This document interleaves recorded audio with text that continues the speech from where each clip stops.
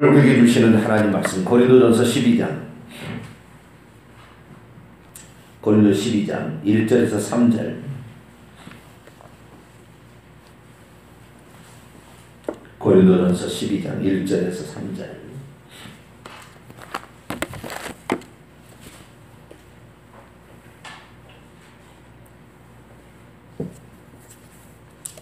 한 절 한 절 마지막은 합독하십니다. 형제들아, 신령한 것에 대하여 나는 너희가 알지 못하기를 원하지 아니하노니 너희가 알거니와 너희가 이방인으로 있을 때에 말 못하는 우상에게로 끄는 그대로 끌려가느니라. 같이요.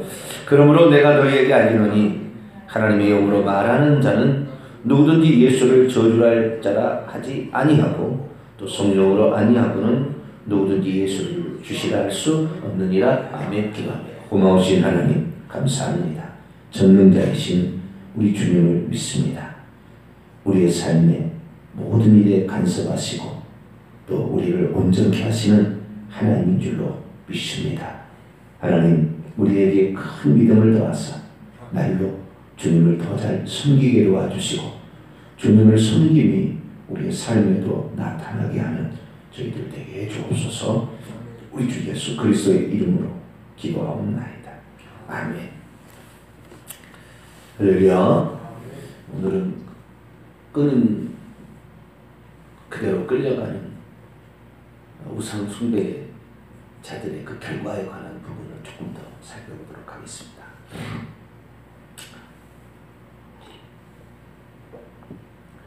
우상의 특징이 뭐냐? 말 못하고 귀먹은 귀신이 배후에 있다. 우상 자체는 아무것도 아니죠.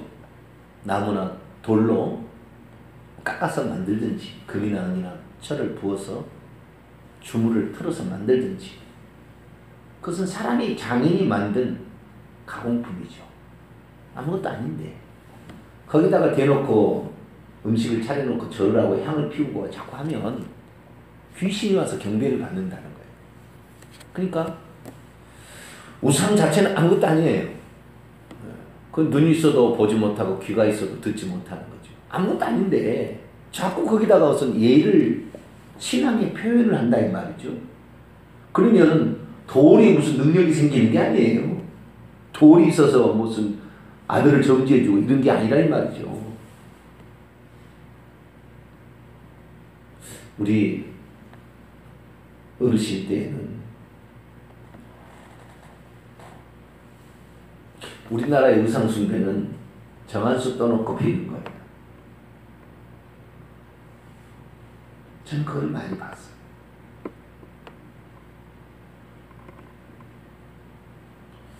저희 어머니가 그렇게 하시더라고요.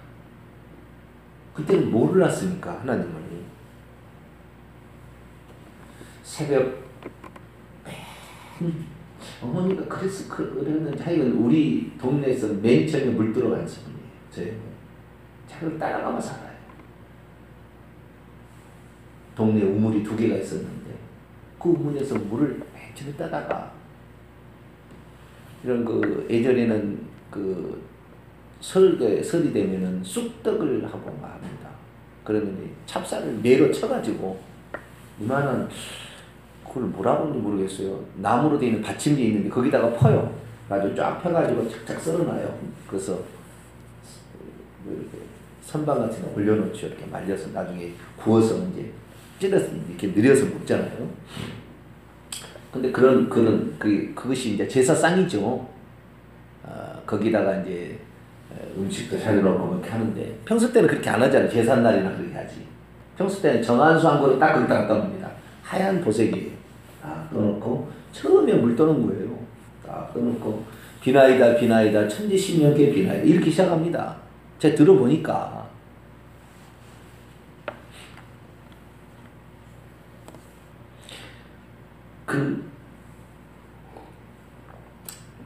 그렇게 어떤 신앙을 표현을 하는데 보세기에다가 그 물 한 잔 떠는 거에 뭔 효력이 있겠어요?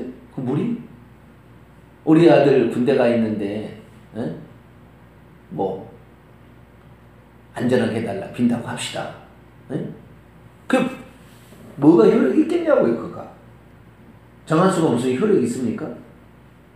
물론 뭐 아침에 깨끗한 물을 먼저 마시면 뭐 위장병이 나을 수 있을는지는 잘 모르겠지만 아무것도 아닌 것인데 자꾸 거기다가 비니까, 경배를 하니까, 뭔가를 달라고 하니까 귀신이 틈탈 수밖에 없죠. 당연히 귀신이 틈탈 수밖에 없어요. 그러니까 우상은 아무것도 아니지만 우상에게다가 빌고 절하고 음식 차려놓고 그렇게 됨으로써 그것이 귀신이 결합이 된 우상 숭배가 진행이 되는 겁니다. 그래서 귀신이 틈을 타는데, 그 귀신은 뭐냐? 경배받은 그 귀신은 하나님 위에 경배받을 존재가 없는 거예요. 아시겠죠? 만물을 창조하신 창조주 전능자 하나님, 그분 위에 경배받을 대상이 없어요. 왜? 그분이 우리의 근원이니까. 그분이 우리를 만들었으니까 존재하는 거니까. 그래서 그분만 경배해야 되는데, 보이지 않는 영적 존재인 귀신들이 초자연적 능력을 조금 가지고 있어요. 그렇게 사람을 속여서 자기 하나님 노릇을 한다 이 말이죠. 그래서 거기다가 숭배를 하는데, 그 귀신들이 와서 경배받는 귀신들은 정상적인 천사가 아니에요. 하나님의 천사는 부리는 좋은 천사인데, 이 천사 중에서도 타락한 천사, 이 타락한 천사들이 귀신이 되어서 경배를 받는데, 하늘에서 내어 쫓김을 받을 때 이미 저주를 받았어요. 자, 누가복음 10장을 볼까요?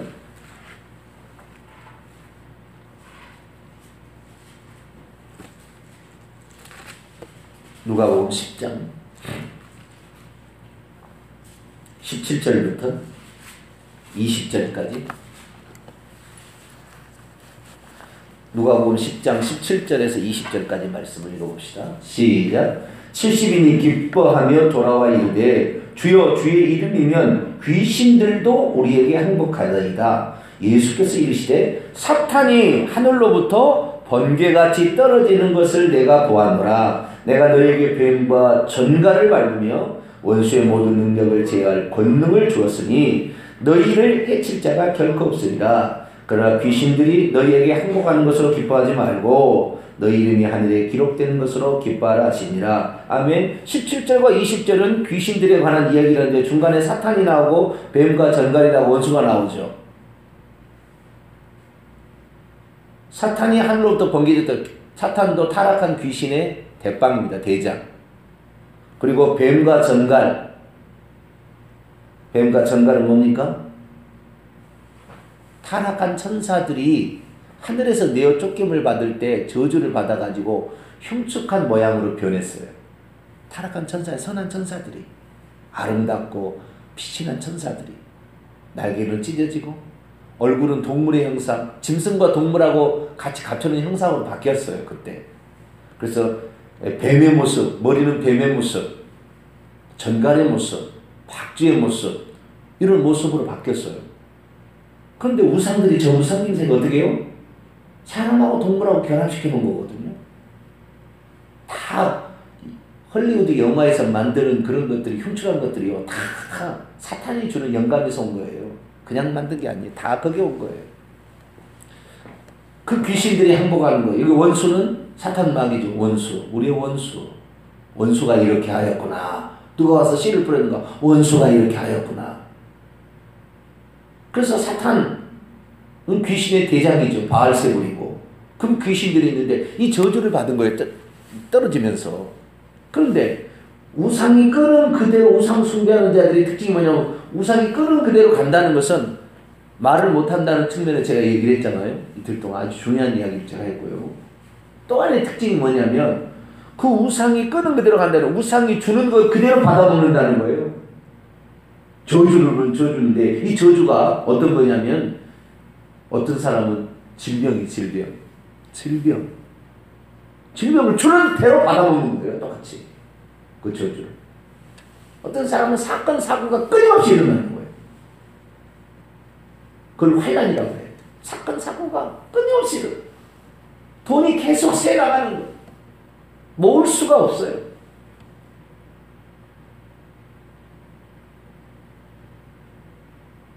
자녀가 막 죽어나가는 것도 있어요.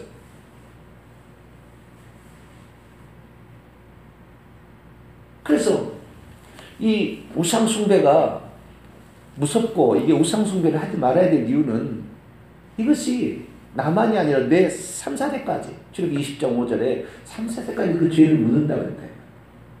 왜 하나님은 그 죄를 너만 물으리라 그렇게 했으면 얼마나 좋았을까 나는 생각을 해봐요.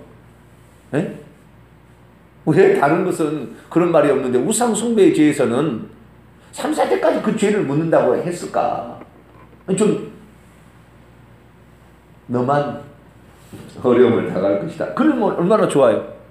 그럼 너만이 아니라 네 아들, 네 손자 그 넘어서까지 혹시 빨리 되면은 그 죄를 묻겠다 이렇게 하나님 얘기를 하셨을까? 나는 어쩌면 원망스러운 날도 마음도 약간은 있어요. 그래서 내가 거꾸로 생각해 봤어요. 왜 그렇게 하나님께서는 그 중징계를 내리는 거잖아요. 왜 우상 숭배에 대해서는 중징계를 하나님 그렇게 내렸을까? 이런 말을 아예 기록을 해놨을까? 그건 뭐겠어요? 이것만 하지 말아라는 그런 표시 아니겠어요? 거꾸로 말하면 이거 하면 너는 진짜 망하니까 제발 이거 하지 말아라는 어떤 간절함을 못 쏘겠다. 제 마음이 원망이 아니라 이거 정말 가르쳐서 이거 하나만 제대로 가르쳐도요 예수 믿게 할 수 있다고요. 내가 보니까 불신자들을 왜 이렇게 자녀들에게 삶의 어려움이 이렇게 계속 연이어 끊이지 않고 중한 질병, 암병에 걸려서 불치병, 생전 들어보도 못한 병에 걸려가지고 치료도 안 되는 거, 어마어마한 약, 의료보험도 안 되는 거 써가면서 그렇게 살아가는 사람이 수두룩 하거든요. 병원마다 가면은요 10,000원이에요. 병원은 엘리베이터만 10,000원이 아니에요. 병원마다 10,000원이에요.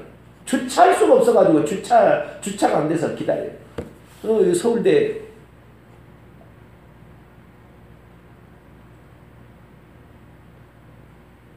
분당 서울대학교 병원에 삼선 기다린다니까 못 들어가요. 못 들어가. 주차가 안 돼. 하도 사람이 많이 있어서. 그런데다가 그렇게 많은 돈을 쓰느니 이 영적 진리를 알게 되면 제가 얘기했잖아요. 저도 몰랐어요. 이틀 동안 제가 설사를 했어요.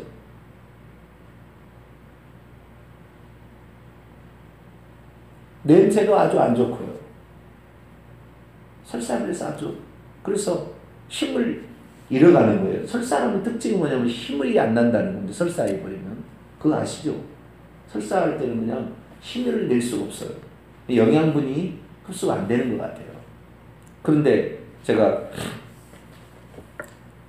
어제 아침에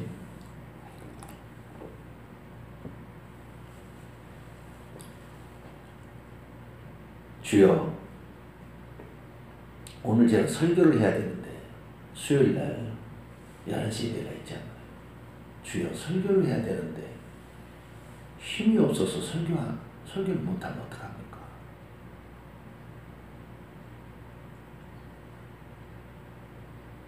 그래서 저는 그것이 요즘에 유행하는 바이러스성 장염인 줄 모르고 꾸짖었어요. 제가 여기 앉아서.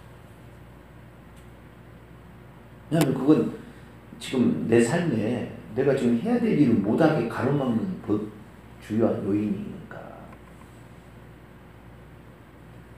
그렇게 했더니 즉시 멈췄어요. 즉시.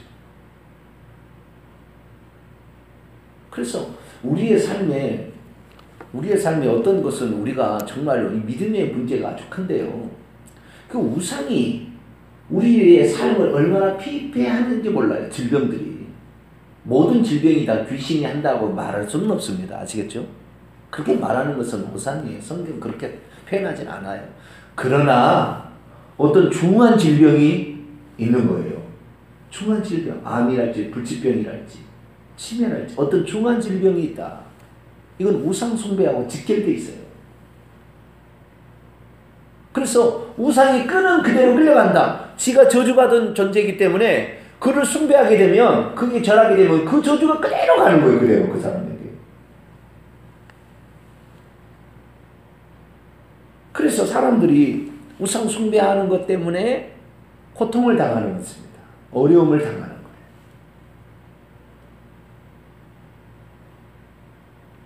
우상 숭배 해야 되겠어요? 안 해야 되겠어요? 이거 아주 중요한 이야기예요. 이런 얘기를 요즘에 와가지고 잘 얘기 안 해요. 예수만 믿으면 모든 게 끝나버렸다 그러지. 끝나지 않아요. 3, 4대까지 지속될 거니까 기도를 쉬지 말아야 되는 거예요. 나는 끝났어도. 내 자식들이 아직 안 끝났다니까요. 기도를 해줘야 돼요. 가르쳐줘야 돼요.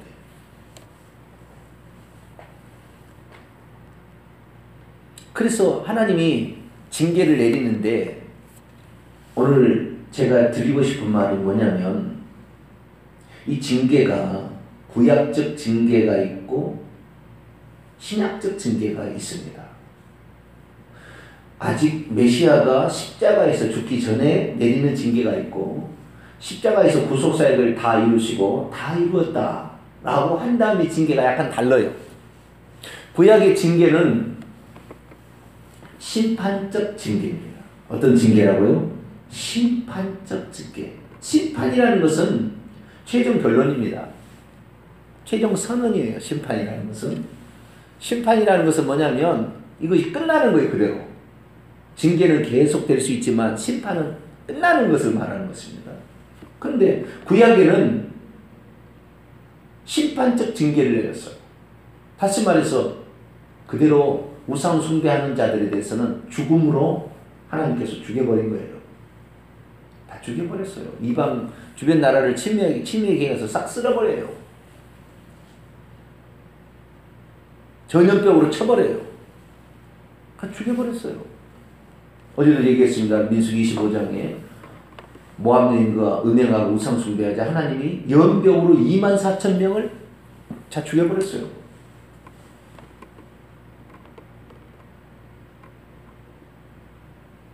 이스라엘 민족이 광야에 와서 송아지 우상을 만들어 놓고 이것이 우리를 애국에서 인도한 신이라고 광란에 춤을 추고 광란에 파티를 하는데, 하나님께서 모세에 와가지고 누가 하나님 편에 설 거냐 해가지고 비나스 의군 같이 해가지고 쳐가지고 자기 동족을 다 죽여버렸어요. 그래서 하나님 노가 풀렸다고 해요. 죽여버리는 거예요. 이거 심판적 징계입니다. 그러나 예수 그리스도께서 십자가의 구속사역을 완성한 다음부터는 심판적 징계가 아니라 훈련적 징계로 바뀌었어요. 뭐를 바뀌었다고요? 훈련적 징계. 이게 무슨 말이냐면 당장 죽이지는 않는다는 거예요. 죽는 경우는 많잖아요. 죽지 아니하고 그 질병을 통해서 그를 깨닫게 해서 회개케 시키기 위해서 징계를 주는 거예요.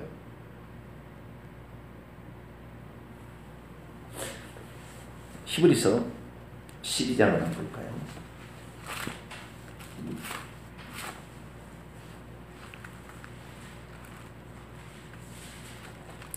히브리서 12장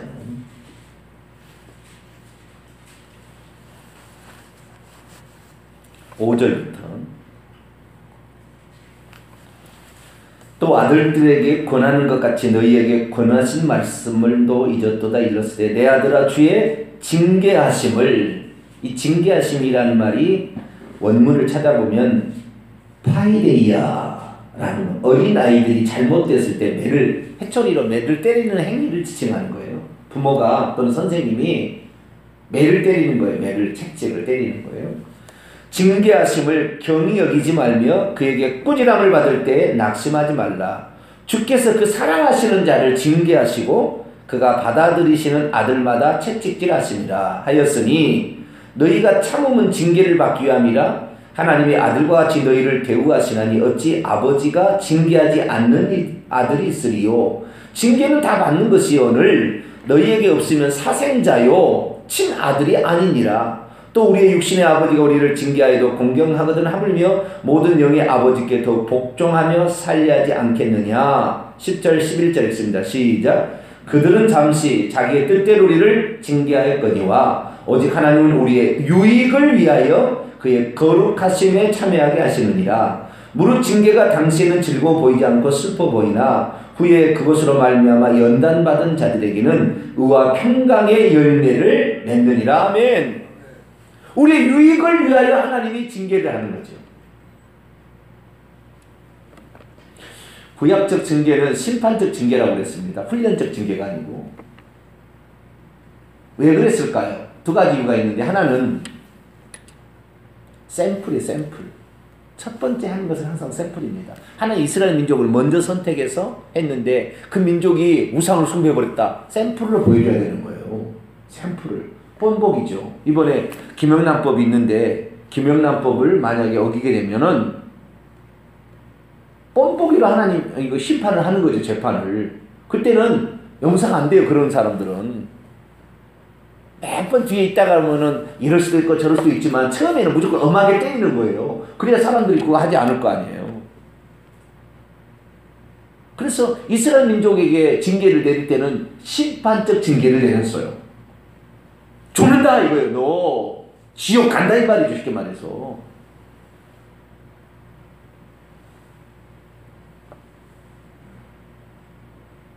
그렇게 구약에는 심판적 징계를 내요. 왜 그랬어요? 샘플이기 때문에. 하나님이 처음으로 뽑아서 선택한 민족이기 때문에. 두 번째는 강력한 징계를 통하여 2대 3대가 그걸 보고 깨달으라는 거예요. 하지 말라 이거죠. 그래서 모세에게 대항하다가 고라의 자손들이 그때 고라와 고라의 처자식들이 다 죽었잖아요. 근데 그때 안 죽은 고라의 아들들이 있었어요. 그들은 아버지가 반역할 때 그 반역에 참여하지 않았거든요. 땅이 입을 벌렸어요. 싹 죽여버렸어요. 그때. 근데 그때 살아남은 사람도 있어요. 그래서요. 시편 읽어보면 고라의 자손들이 쓴 시가 나와요. 얼마나 하나님을 잘 믿었는지 몰라요. 시편에 그런 찬송이 나와요. 왜요? 자기 아버지가 죽은 걸 보고 눈이 번쩍 뜨는 거죠. 와, 우리 정신 차리자. 우리 아버지는 비록 그렇게 해서 저 음부에 뻑 빠졌지만 우리는 그렇게 살면 안 되겠다. 정신 차리라는 거죠. 그래서 구약에는 심판적 징계를 내렸어요. 우상 숭배를 했을 때. 그러나 지금 신약에는 훈련적 징계예요. 하나님의 아들이 되어버리기 때문에 예수를 믿어버리면 그냥 막 지옥 보내지는 않는 거예요. 그냥 막 그날 죽여가지고 막 지옥 보내지는 않는 거지요. 빨리 그것을 통하여 회개하고 깨달아서 네 육체는 좀 파괴되었을지 모르지만 네 영혼은 천국 가야 되지 않겠느냐는 거죠. 그래서 훈련적 징계를 내리는 거예요. 하나님이. 지금 시대는. 훈련적 징계를 내리는데 그걸 깨닫지 못하고 당장 구약처럼 막 죽고 그러면은 회개하고 막 그럴 수 있을 텐데 지금의 시대는 그렇지는 않으니까 당장 때려 죽고 이르지 않으니까 그것을 징계로 보지 아니하고요. 회개해야 될 것으로 보지 아니하고 적당히 넘어간다니까요. 지금도. 그러니까 2대 3대가요. 그걸 잘 모르고 우상숭배 또 하는 거예요. 장단점이 있어요. 구약의 사람과 신약의 사람. 구약의 하나님의 백성과 신약의 하나님의 백성은 구약의 하나님의 백성은 이스라엘 백성이고 신약의 하나님의 백성은 교회인데 구약의 심판적 징계를 내렸지만 예수 그리스도의 구속사역을 완성하시기 위해는 훈련적 징계를 내리는 거예요. 빨리 깨닫게 되기를 축원합니다. 빨리 깨달아야 나도 살고 내 자식도 살고.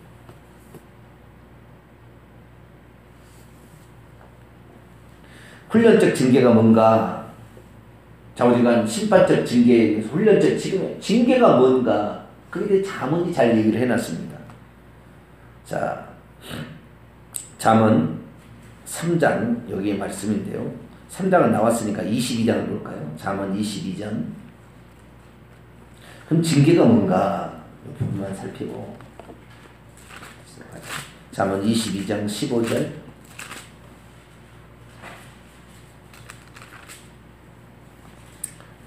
잠언 22장 15절 읽습니다. 시작. 아이의 마음에는 미련한 것이 얽혔으나 징계하는 채찍이 이를 멀리 쫓아냅니다. 그 채찍은 내가 아까 그랬죠. 지도자나 선생님이나 아버지가 어린아이를 해초리를 대는 것이다. 그렇죠. 채찍을 대는 것이다. 여기 똑같이 나오는 거죠. 아이의 마음에는 미련한 것으로 얽혔으나 징계하는 채찍이 그 미련한 것을 안 쫓아가게 만들 거라는 거죠. 아이는 모르고 가니까 채찍을 이러면 안 돼! 나빠! 그리고 때리면은 이거만 하지 말아야 되는 거구나. 그럼 미련해서 그제 어렸을 때는 우둔해가지고 잘 못해서 그렇게 했지만 채찍을 때리니까 이거 하지 말아야 될 것이라고 안다는 거죠. 그래서 채찍으로 표현된 징계라는 것은 다른 말로 채찍으로 표현되는 거예요. 아시겠죠? 하나 더 살펴보죠. 욥기서를 볼까요? 욥기 시편 자문이죠. 욥기 33장을 볼까요?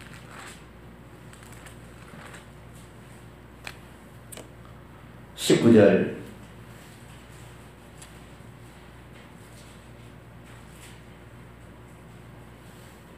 욥기 33장 19절 봅니다. 시작. 혹은 사람이 병상의 고통과 뼈가 늘 수심의 징계를 받나니. 못 찾았습니까? 33장 욥기 33장 19절 다시 한번 읽을까요? 시작. 혹은 사람이 병상의 고통과 뼈가 늘 수심의 징계를 받나니. 병상의 고통, 뼈가 늘 쑤실 정도로 아픈 징계가 내려진다. 그래서 징계는 질병으로 많이 옵니다.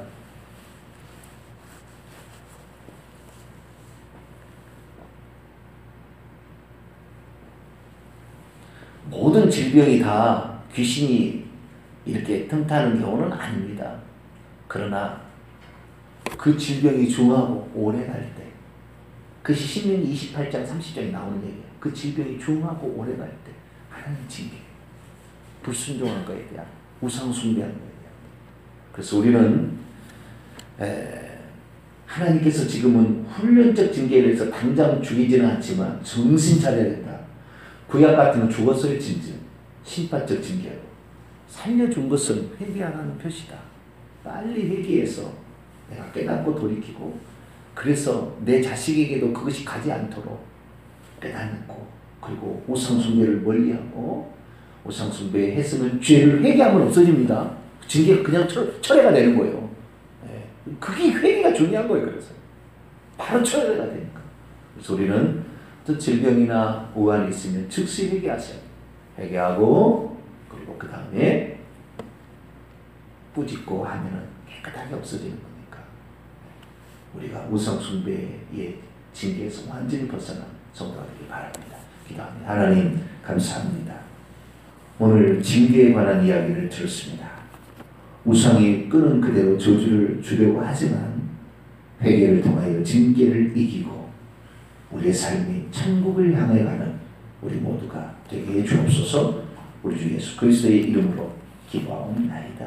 아멘. 하늘에 계신 우리 아버지여, 이름이 거룩히 여김을 받으시오며 나라의 임하옵시며 뜻이 하늘에서 이룬 것 같이 땅에서도 이루어지이다. 오늘날 우리에게 일용할 양식을 주옵시고 우리가 우리에게 죄진 자를 사하여 준 것 같이 우리 죄를 사하여 주옵시고 우리를 시험에 들게 하지 마옵시고 다만 악에서 구하옵소서. 대개 나라와 권세와 영광이 아버지께 영원히 있사옵나이다. 아멘.